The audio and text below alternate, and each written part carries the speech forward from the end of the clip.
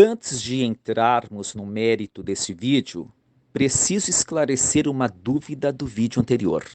Dois teólogos e professores apontaram a suposta omissão do Concílio de Nicéia do ano 320. Esta reunião, convocada pelo imperador bizantino Constantino I, tinha como principal objetivo diminuir as diferenças entre os vários cristianismos espalhados pelo mundo. Ou seja, o cristianismo primitivo de mais de 1700 anos atrás já apresentava várias diferenças. Imagine como está o cristianismo de hoje. Então, para deixar bem claro, afirmo que o Concílio de Nicéia, do ano 320, não tem nada a ver com a escolha dos supostos livros sagrados que entrariam ou não na Bíblia. Sobre o assunto deste vídeo, preciso explicar o significado do título em epígrafe.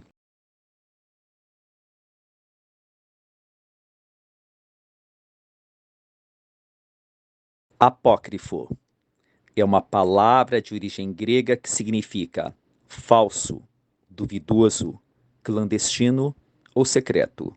Esse termo, inclusive, muitas vezes é usado de forma totalmente equivocada.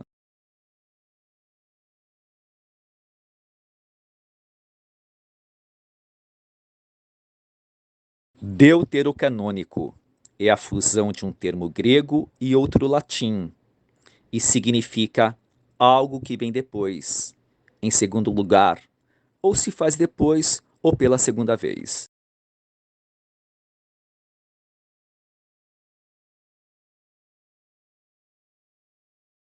Mar Morto é o mar interno que, além de pequeno em relação aos demais, não tem qualquer ligação com outro mar ou oceano. O Mar Morto fica na divisa entre Israel e Síria. Como já dito no vídeo anterior, a Bíblia Católica tem alguns livros a mais: Tobias, Judite, Macabeus 1 e 2, Sabedoria de Salomão, Eclesiástico, Baruque, além de um acréscimo nos livros de Daniel e Esther. Os protestantes, equivocadamente chamados de crentes, cristãos ou evangélicos, por ledo engano ou reducionismo, afirmam que os livros excedentes são falsos, daí o termo apócrifo. Mas esses livros existem, muitos outros também, e estão historicamente registrados e catalogados. Não entraram nas Bíblias católica, protestante e judaica porque teriam surgido após o começo do processo de formatação das Sagradas Escrituras. Daí a necessidade do uso correto do termo deuterocanônicos, livros que chegaram ou vieram depois. Além dos livros já citados, Tobias, Judite, Macabeus, etc., os cristãos, católicos e protestantes, também não recepcionaram vários outros livros, entre eles os polêmicos, mas muito importantes, Evangelho de Tomé, de Felipe, Tiago, Maria Madalena e Judas Iscariotes. Muito importante registrar que a quase totalidade desses documentos não foi escrita por aqueles que têm o crédito do nome. Muito pelo contrário. Entre todos os discípulos e apóstolos, apenas Lucas e Paulo eram realmente alfabetizados, e talvez Judas Iscariotes e Maria Madalena. Os demais não sabiam ler e escrever. Esta era a realidade das pessoas pobres daquela época e daquela região. Então, quando falamos do livro de fulano ou Beltrano, não significa necessariamente que eles próprios quem escreveram tais documentos.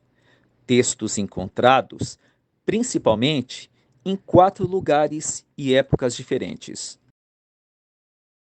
Em 1896, no Egito, entre 1945 e 1950, também no Egito, entre 1947 e 1956, em Israel, e em 1978, também no Egito.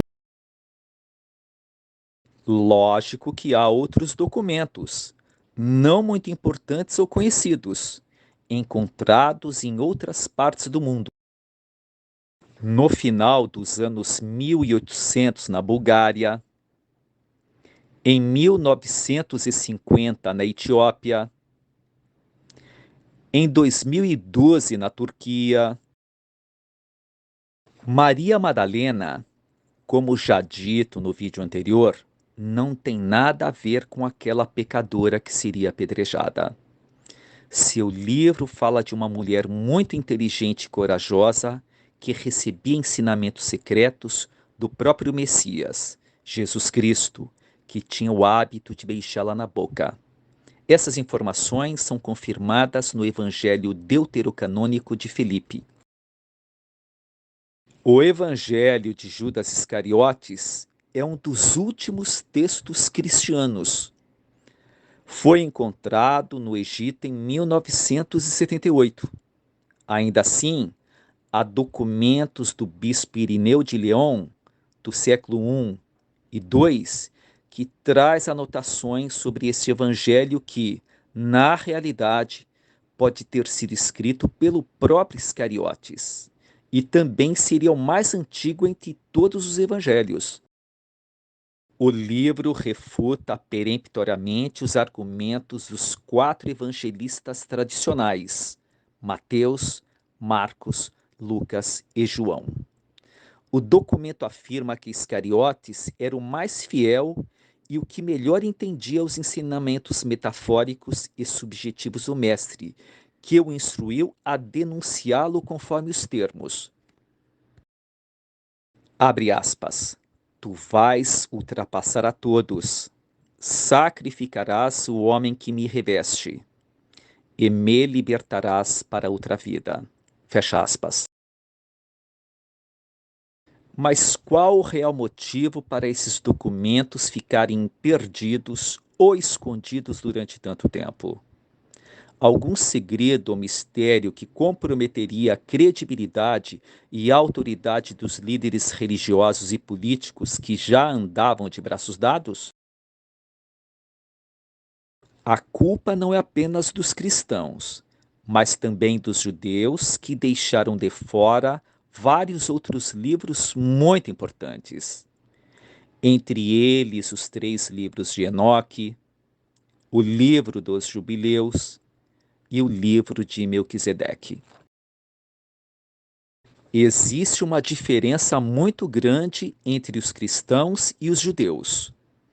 Os cristãos estudam e seguem apenas o que está escrito na Bíblia e ignoram as escrituras sagradas das religiões paralelas ou derivadas, e ainda combatem toda e qualquer forma de ocultismo. Já os judeus estudam e seguem não apenas seus livros sagrados, Torá e Tanakh, mas também outros livros tradicionais e culturais como o Talmud, composto de 45 a 70 volumes, além de se interessarem por assuntos místicos conforme os ensinamentos da Kabbalah e do Zohar.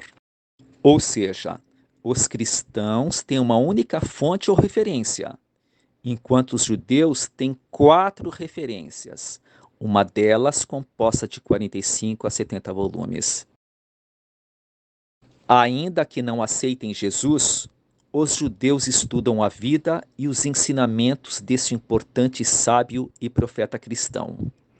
Eles também procuram aprender sobre os ensinamentos do também profeta Mohammed, criador do islamismo, religião arqui-inimiga do povo judeu.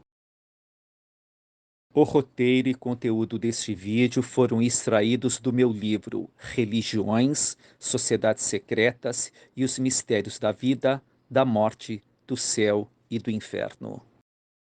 Uma publicação independente com mais de 600 páginas, mais algumas ilustrações e, principalmente, riquíssima em notas explicativas enciclopédicas. Se você quiser, posso disponibilizar apenas o capítulo ou conteúdo de seu interesse, como segue.